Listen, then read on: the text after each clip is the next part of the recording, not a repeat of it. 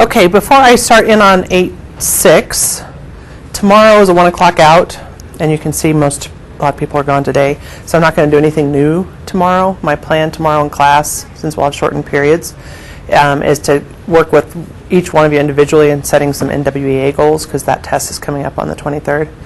And so while I'm working with Ethan, everyone else can work, and while I'm working with Austin, everyone else can work. And kind of give you guys an extra work day tomorrow then to catch up on some things. So with that being said, I will go ahead and talk about Section 8.6 today and record it, and anybody who's not here can just watch that tomorrow on their time in class when they're working, and maybe we'll see how, I can't remember how difficult the web work is for this section, but if I need to extend it, I can extend it. So, all right, so honestly, with logarithms, this section is my favorite part. I'm kind of someone who enjoys like logic puzzles, and just when things come together, like they do with logs in this section, it makes me feel really happy. So I'm strange that way. But I want to touch on a couple of things before I jump into three properties that's the main focus of this section. And one of them is just a refresher on inverse functions and the composition of inverse functions. And what I mean is, if I have the function, something simple, y equals x plus 2, and I want to find the inverse of this function, well, I switch x and y and solve for y. Right? Is it open? It's not. Okay. Okay.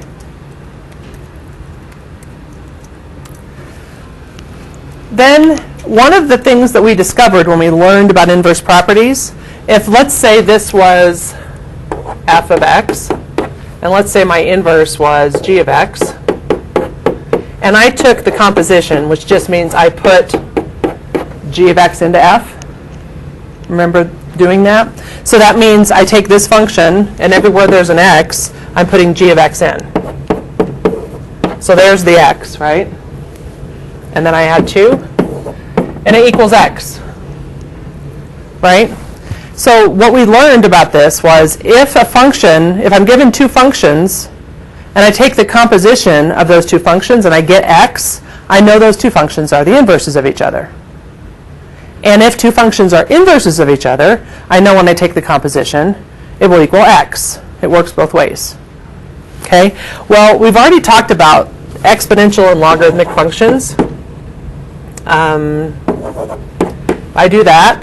The logarithmic inverse of this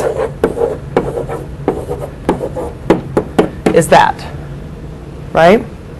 So if I take, actually, let's switch x and y. Let me do that differently. I want to find the inverse of it, right? Switch x and y, not g, and then solve for y. Log y equals log base a of x. That's the inverse of this function. So if I take this and I put it in for x here,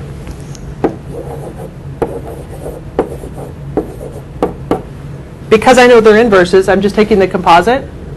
This has to equal x.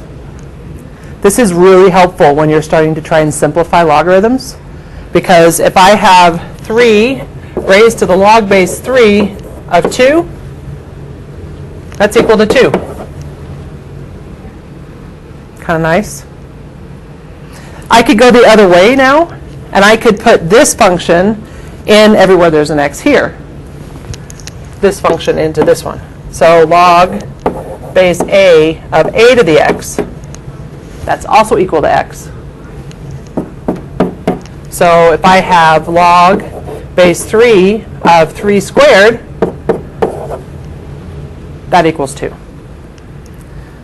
So this just comes from the definition of what an inverse is, and the fact when I take the composition, I get x.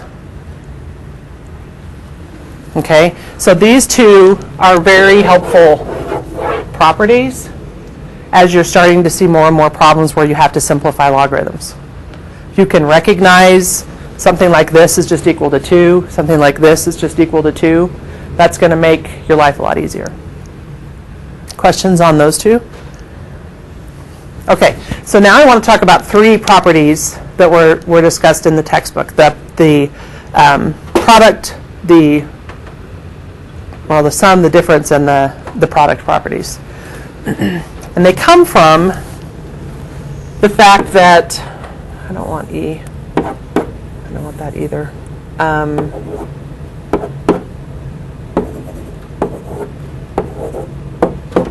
What is that equal to?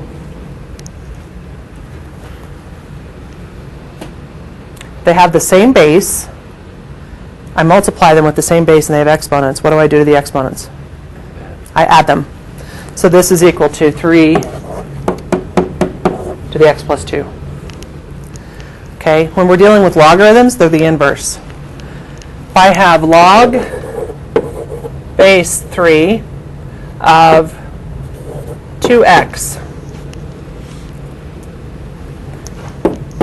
I can expand this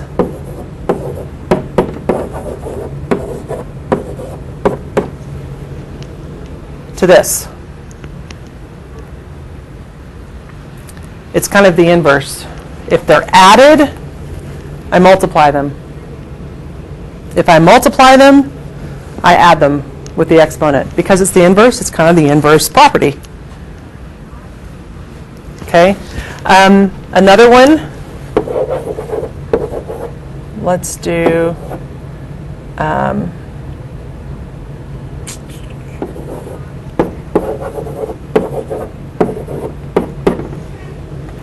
okay, when I add, I multiply. When I subtract, what do you think I do? Divide.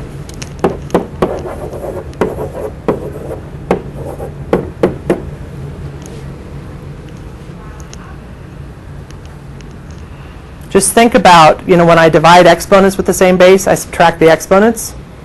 When I subtract logarithms with the same base, I divide the thing that's the log of this term here. This only works if the base is the same. Okay? The final product, or the final property, is the product property, or the power, sorry, not product.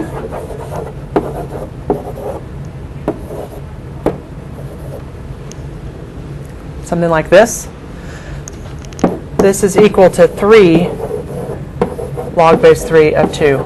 That exponent of whatever this is can come to the front. Which sort of makes sense when we look at one of those rules that I showed you.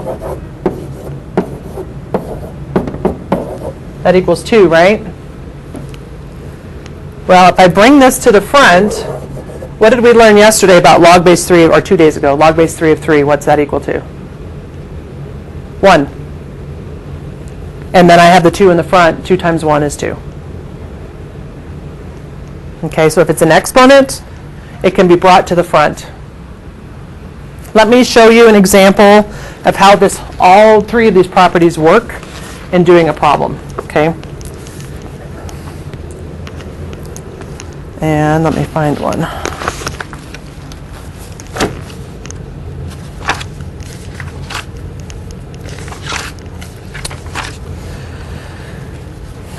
So this one I'm going to condense.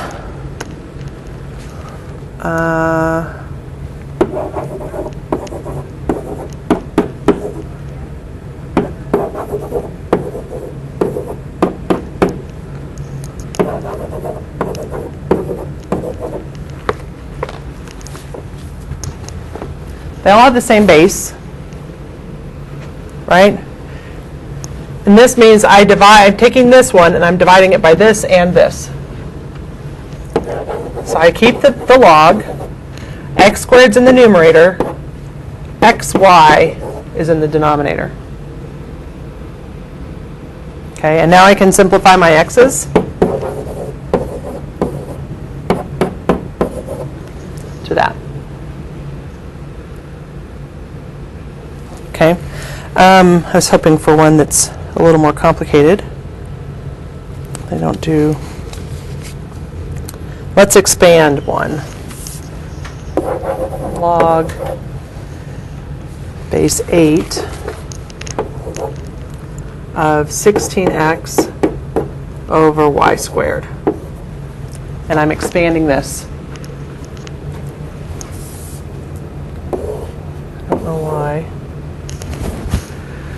So first thing I have on top is 16 times x. So that's log base 8 of 16 plus log base 8 of x, right? Minus log base 8 of y squared. And I could go ahead and bring that square down. So it would be log base 8 of 16 plus log base 8 of x minus 2 log base 8 of y. Kind of getting the feel for being able to go backwards and forwards, condensing and expanding. Let me do another one. Yes? You want to try one? Let's expand, or condense, I should say.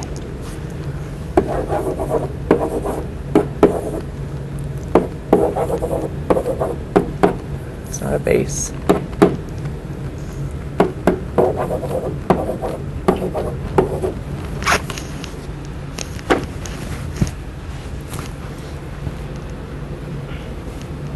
What's the base here, first of all?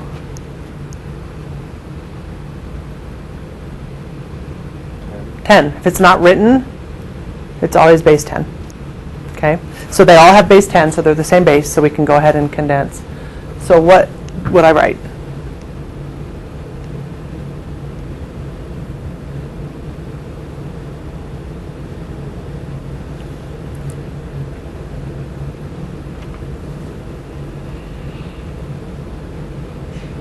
What does the negative mean?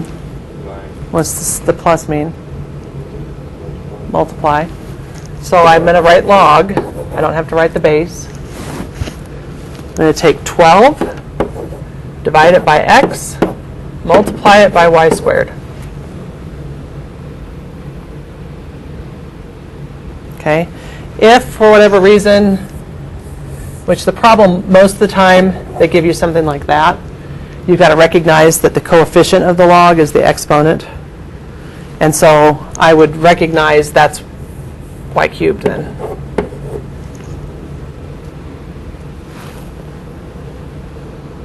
Okay. Let me undo another one. Log base 9 of xy over 5.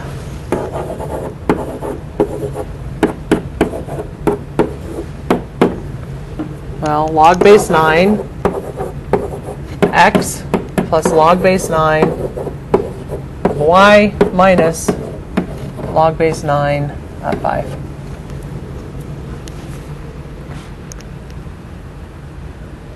It's pretty amazing sometimes how using these rules simplifies a logarithm to an actual number.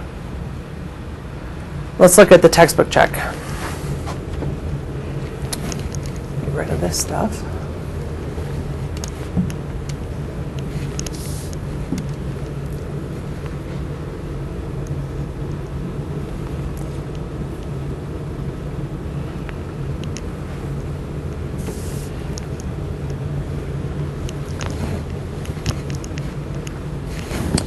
So question 1, log base 12 of 4y can be expanded to which one of these 4?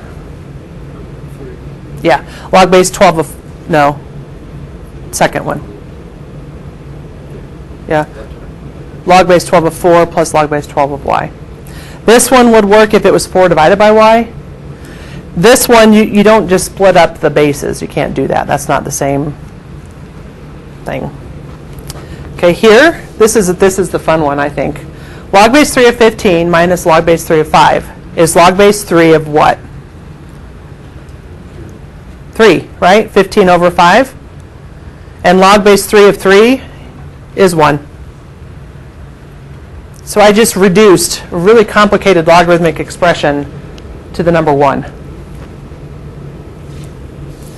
Question 3, Log base 2 of 5 plus log base 3 of 2 is equal to log base 5 of 7. False. You can't add or subtract if they don't have the same base. And unfortunately, adding and subtracting logarithms is not just simply adding the bases, and it doesn't work that way. Next one, log base 6 of x squared equals 2 times log base 6 of x. True. That's the power property. And finally, there were 2 pages of the textbook in this section. Also true. They had 1 page that was the product and quotient rule, and 1 page that was the power rule.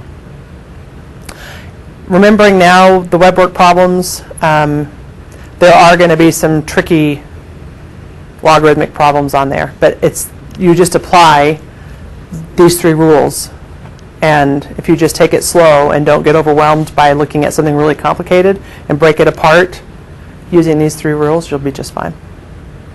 Okay?